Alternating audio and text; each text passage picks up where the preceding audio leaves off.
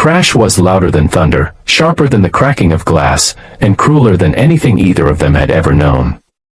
When the small private plane spiraled out of control and slammed against the waves of the endless ocean, two strangers, one a powerful CEO who had never spent a day without luxury, the other a struggling single dad who lived paycheck to paycheck, were suddenly thrown into a fight for their lives.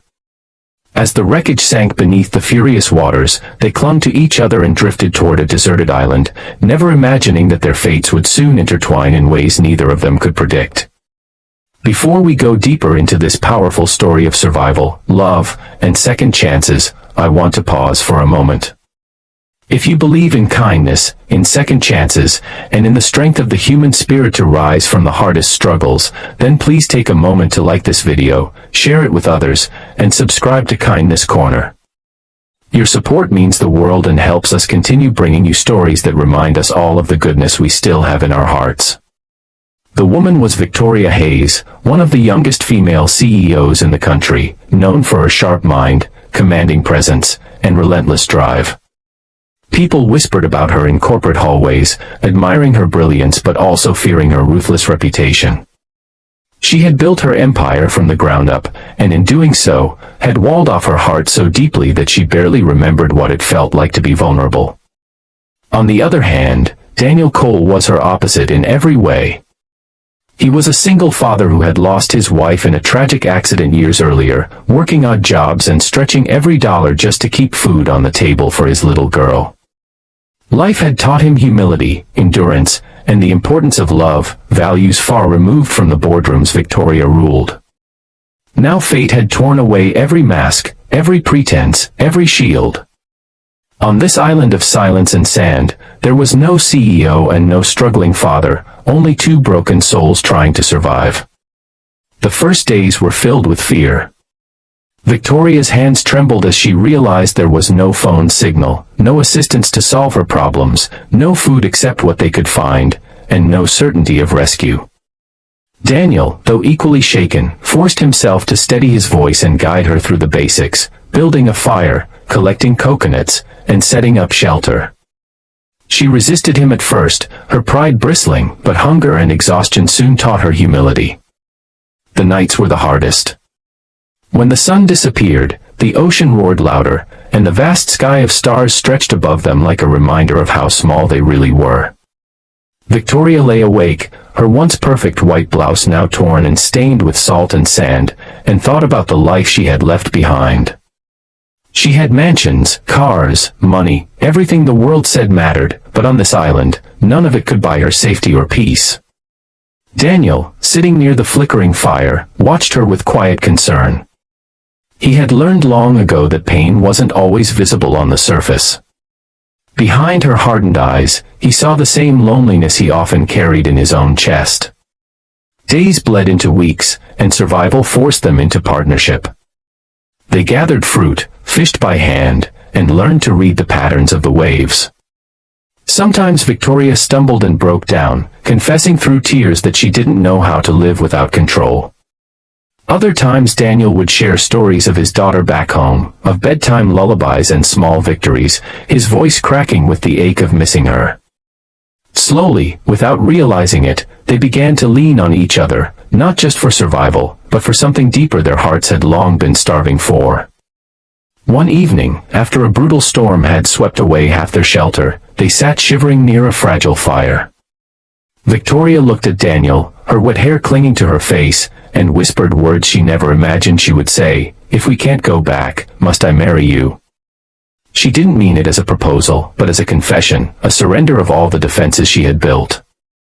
It was her way of asking, if the world forgets us here, will you promise I won't be alone? Daniel's chest tightened. He reached for her hand, roughened by survival but still trembling with fear. He didn't laugh, didn't tease. Instead, he simply held her gaze, his eyes reflecting the same loneliness and longing. In that silence, they both realized that something fragile and real had taken root between them. Not just survival, but the possibility of love, a love born not from convenience, but from finally being seen for who they truly were. The days grew softer after that moment. They began to share laughter, to find joy even in small things, catching a fish together, weaving palm leaves for shelter, watching the sunset bleed across the ocean. Victoria opened up about her childhood, about the dreams she buried under ambition. Daniel confessed his fears of never being enough for his daughter. In each other's honesty, they found comfort, as though the island had stripped away everything false and left only the raw truth of their souls. But the island tested them relentlessly. Hunger clawed at their strength, storms battered their spirits, and the endless uncertainty of rescue threatened to break them apart. Victoria struggled with her pride, sometimes snapping at Daniel, only to regret it later and find herself apologizing, something she had never done before in her life. Daniel, though patient, carried the weight of knowing that every day on the island meant another day his daughter was without him. Their bond deepened not because life was easy, but because they chose, again and again, to endure together. Weeks later, when a distant ship finally appeared on the horizon, both of them wept, not just with relief, but with fear of what returning to the world would mean. Would the bond they forged in the crucible of survival survive the return to reality? Would the CEO retreat into her empire and the single dad return to his quiet struggles, pretending this never happened? Or had they found something worth fighting for, something powerful enough to rewrite the rest of their lives? The rescue came, but the true story had only just begun. Back in the world of luxury and noise, Victoria struggled to reconcile the woman she had been on the island with the mask she wore in her office towers. Daniel, reunited with his daughter, found himself missing not just the island, but the woman who had seen him, truly seen him, in his rawest state. Their lives had been changed forever, and though the ocean was behind them, the question she had whispered on the island lingered in both their hearts: if we can't go back, must I marry you? Perhaps love doesn't always arrive in the ways we expect. Sometimes it takes losing everything to discover what really matters.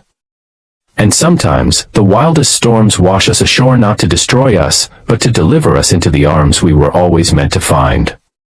If this story touched your heart, if it reminded you of the beauty of second chances and the power of unexpected love, please don't forget to like this video, share it, and subscribe to Kindness Corner. Your support allows us to continue telling stories that heal, inspire, and remind us that even in the darkest places, light can still be found. But survival was not only about food, fire, and shelter. It was about the heart. Victoria had lived her whole life surrounded by people who wanted something from her, her money, her power, her position. Yet here, on this forgotten island, she was stripped of all of that. Daniel didn't care that she was a CEO. He only cared whether she could hold the bamboo steady while he tied their shelter, or whether she had eaten enough fruit that day. Slowly, she began to realize that for the first time in years, she was not being seen for her achievements or her wealth, but simply for being human. That realization broke something open in her, and she began to trust him in ways she never trusted anyone else.